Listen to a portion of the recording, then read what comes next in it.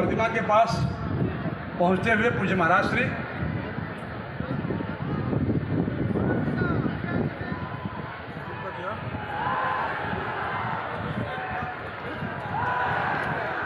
सर्वप्रथम प्रतिमा का अनावरण पूज्य महाराज श्री परम पूज्य गोरक्षपीठाधीश्वर पूज्य महाराज श्री के कर कमलों से संपन्न होता हुआ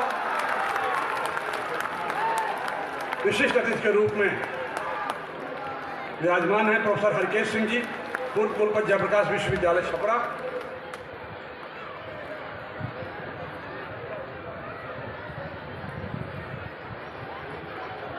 पूज्य महाराज श्री के कर कमलों से मूर्ति का अनावरण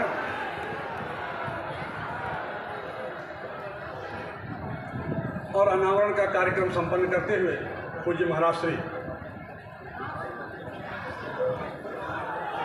तालियों से अभिनंदन पूज्य महाराज श्री परम पूज्य गोरक्षपीठाधीश्वर एवं उत्तर प्रदेश के यशस्वी ओजस्वी एवं तपस्वी मुख्यमंत्री पूज्य महाराज श्री पधार चुके हैं बांसगांव की इस वीर भूमि में। आपका अभिनंदन, आपका स्वागत।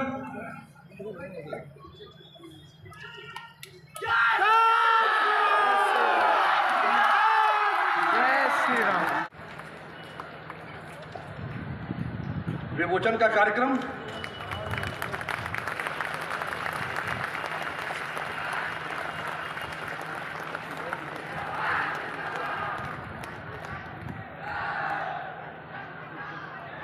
बच्ची ने बीए तृतीय वर्ष सर्वोच्च अंक प्राप्त किया है, गोल्ड मेडल प्राप्त किया है। इसको नगद पुरस्कार दिया जा रहा है परम पूज्य महाराज श्री के कर कमलों से। और इसके बाद बाबू चतुर्भुज सिंह जी की इस भव्य प्रतिमा के अभी लोकार्पित होने के अवसर पर आयोजित समारोह में आज यहां पर उपस्थित विशिष्ट अतिथि के रूप में उपस्थित प्रोफेसर हरकेश सिंह जी,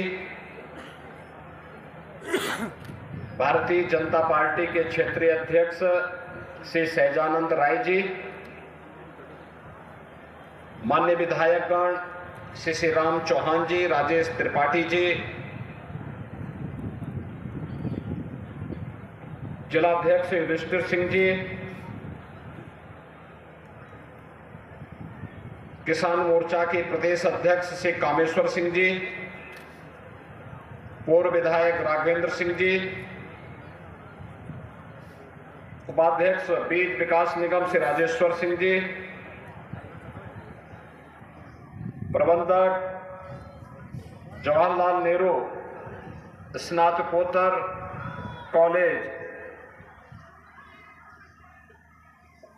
श्री विजय कुमार सिंह जी, श्री धर्मेंद्र सिंह जी, जवाहर कसोधन जी, नगर पंचायत के अध्यक्ष श्रीमती प्रीति सिंह जी, पूर्व प्रमुख श्री श्रवण सिंह जी, डॉक्टर शिवेंद्र सिंह जी, श्री संजय सिंह जी, आज के इस कार्यक्रम में उपस्थित विद्यालय के प्राचार्य डॉक्टर ब्रजेश सिंह जी और उपस्थित बांसगांव से जुड़े हुए सभी उपस्थित महानुभाव, प्रबंध समिति के पदाधिकारीगण, भाइयों बहनों और प्यारे बच्चों,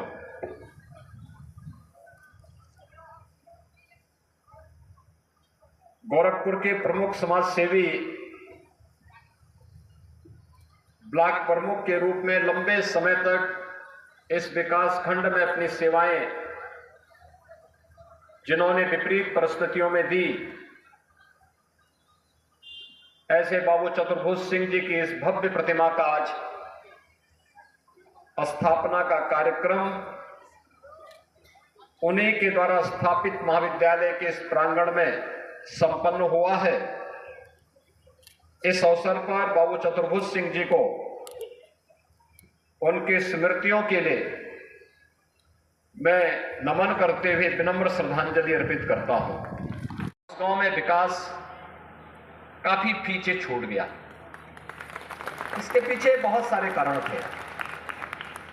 एक, विपरीत जो परिस्थितियां थी, हर वर्ष बाढ़ आ जाना, बाढ़ से घिरा रहना, सरकारों की उपेक्षाएं भी थी, और साथ साथ यहां पर स्वयं की प्रतिस्पर्धा इतनी प्रबल हो गई थी कि वह विकास की ओर नहीं मुड़ पा रही थी। लेकिन उन विपरीत परिस्थितियों में भी कुछ लोग थे जो यहां के विकास के बारे में सोच रहे थे, और खासतौर पर विकास शिक्षा से होगा। और इस बात को बाबू चतुर्भुज सिंह जैसे कुछ लोगों ने देखा, सुना, और यहीं पे फिर उन्होंने एक डिग्री कॉलेज की स्थापना, एक महाविद्यालय के उच्च शिक्षा के केंद्र के रूप में जवाहरलाल नेहरू महाविद्यालय के रूप में स्थापित करने का निर्णय लिया। यानी जन सहभागिता के माध्यम से शिक्षा के बड़े से बड़े केंद्र स्थापित किए जा सकते हैं, और शिक्षा के केंद्र जहां हजारों छात्रों के जीवन को मार्गदर्शन देने का काम कर रहे हैं, वहीं साथ ही साथ शिक्षा के इन केंद्रों के माध्यम से ढेर सारे लोगों को रोजगार और आगे बढ़ने की एक नई संभावना भी विकसित होती है। जिस कालखंड में सरकार का प्रोत्साहन कम था, उस समय बांसगांव क्षेत्र में डिग्री कॉलेज की स्थापना एक सपना था। बिटोली में कॉलेज था, कौड़ीराम में था, गोरखपुर में था, लेकिन बांसगांव में नहीं था।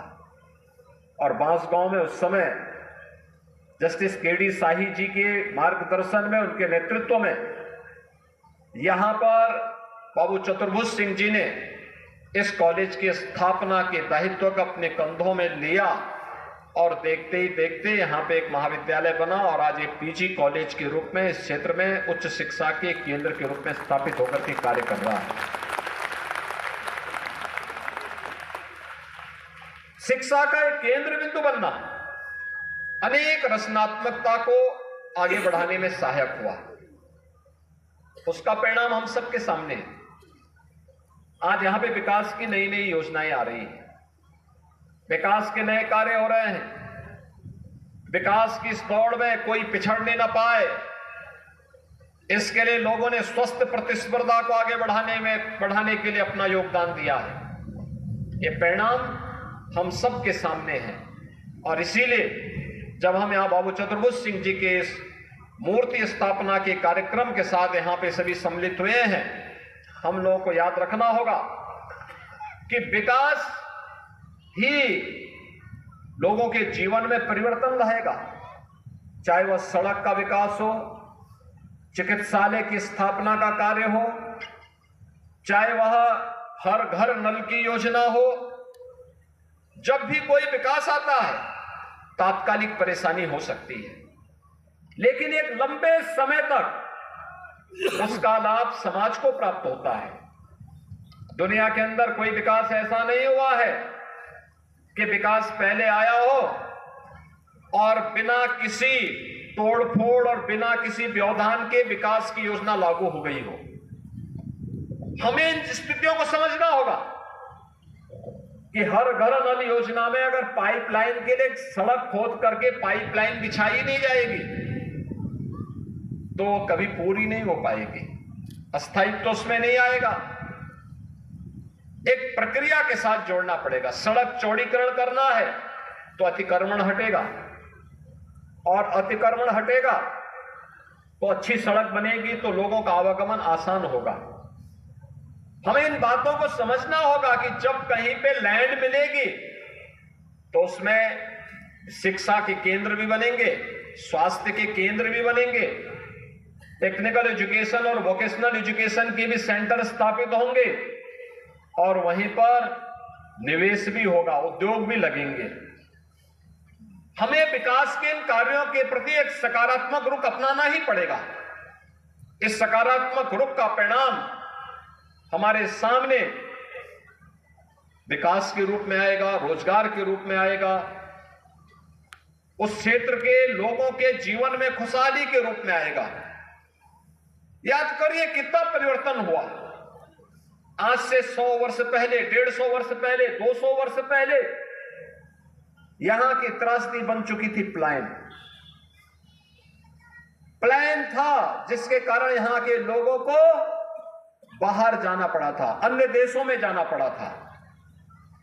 और अन्य देशों में फिर उन्होंने जब मेहनत की, परिश्रम किया, उस देश को विकास की बुलंदियों की ओर अग्रसर किया, तो वहां पर जन विश्वास के भी प्रतीक बने।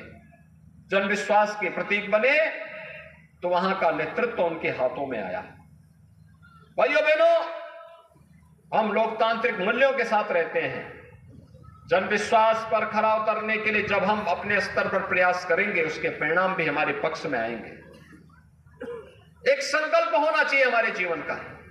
प्रधानमंत्री जी ने आजादी के अमृत महोत्सव वर्ष में इसी बात को कहा। उन्होंने जिन पंच प्रण की बात की थी, ये पंच प्रण हर भारतीय के जीवन का संकल्प होना चाहिए। और उस पंच प्रण जो थे, उनमें सबसे पहला संकल्प है कि हम विकसित भारत का निर्माण करेंगे। विकसित भारत का निर्माण कैसे होगा? जब भारत आत्मनिर्भर होगा। दूसरों पर निर्भर रहकर के कोई व्यक्ति विकसित नहीं, विकास नहीं कर सकता, विकास के लक्ष्यों को प्राप्त नहीं कर सकता। विकसित भारत के लक्ष्य को प्राप्त करने के लिए हम लोगों को आत्मनिर्भर बनना पड़ेगा। आत्मनिर्भरता से विकसित भारत का निर्माण। दूसरा, गुलामी के अंशों को सर्वथा समाप्त करना। जो हमारी परंपरा को गौरव की अनुभूति करने से रोकता हो, उससे किनारा करना। गुलामी किसी भी स्थिति में स्वीकार्य नहीं। तीसरा, विरासत पर गौरव की अनुभूति करना। अपने पूर्वजों पर, राष्ट्रीय महापुरुषों पर, देवी देवताओं पर, इन सब पर गौरव की अनुभूति करना। मानबिंदुओं के प्रति सम्मान का भाव रखना, महापुरुषों के प्रति सम्मान का भाव रखना, विरासत को हर हाल में स्थापित करके उससे प्रेरणा प्राप्त करना। और चौथा है कि एकता और एकात्मता के लिए कार्य करना। आज क्या स्थिति हो गई है? जो लोग विकास नहीं चाहते, वे जाति के नाम पे समाज को बांटना चाहते हैं। ये जानते हैं जाति का जहर देश की गुलामी का कारण था। ये जानते हैं ये जातिवाद के कारण हमारा देश गुलाम हुआ था। लेकिन फिर भी उस जहर को समाज के बीच में घोलने के लिए कुछ लोग अपने राजनीतिक स्वार्थों के लिए किंचित भी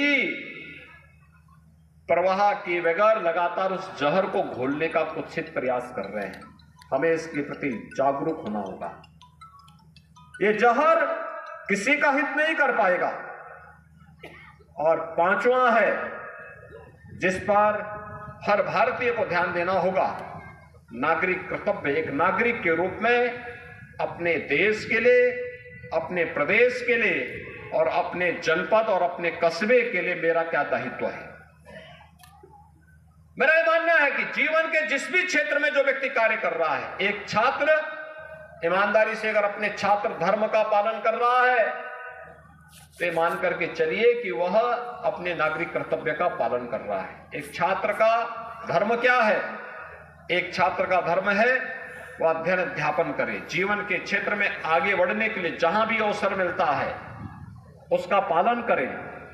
ज्ञानार्जन के जो भी साधन है, जहां से भी प्राप्त होता है, उससे प्रेरणा प्राप्त करे। यही तो हमारी श्रुति कहती है, आनो भद्रा कर्तो यंतो विश्वत। ज्ञान जहां से भी प्राप्त हो सकता है, और ज्ञान केवल वो नहीं जो आप अपने पुस्तकों में पढ़ते हैं। ज्ञान वह भी है जो आप सामाजिक जीवन में, सार्वजनिक जीवन में, समाज के इर्द गिर्द देख रहे हैं, समाज के संपर्क में आने पर जो आप देख रहे हैं, महसूस कर रहे हैं, जो परिणाम दिखाई दे रहे हैं, उसका अनुभव वही सच्चा ज्ञान है। कर्तव्य का पालन, एक नौकर सा अपने कर्तव्य का पालन अपने क्षेत्र में करे, एक शिक्षक अपने क्षेत्र में करे, एक किसान अपने क्षेत्र में करे, एक श्रमिक अपने क्षेत्र में करे, एक व्यवसायी अपने क्षेत्र में अपने कर्तव्य का ईमानदारी पूर्वक निर्वहन कर रहा है, तो फिर कहीं कोई समस्या नहीं। और आज यही हमारे लिए सबसे बड़ा संकट है।